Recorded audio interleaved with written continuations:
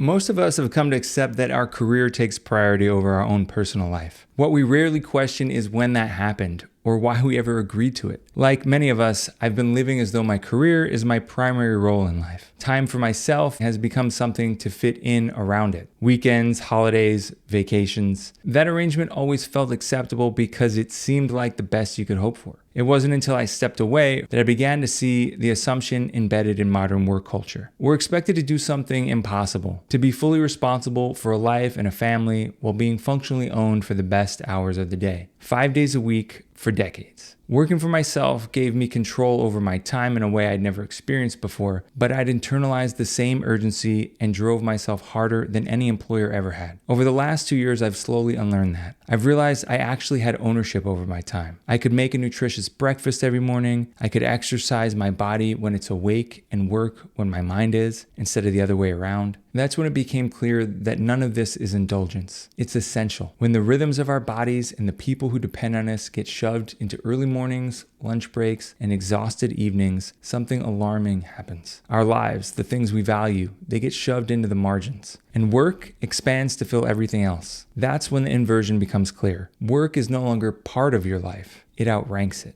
You become the side project. The mindset shift for me hasn't been simply changing how or when I work. It's been reclaiming something most people never fully recover in adulthood. I've become the primary stakeholder in my own life again. Not an employer, not my business, me. Once you reclaim that, you can't help but see how unnatural the alternative is. I used to accept this was just how adulthood worked, that eventually you figured out how to make it tolerable. Lately, I've stopped asking how people manage to do it all and started asking how long people can be expected to live as secondary figures in their own lives until something has to give.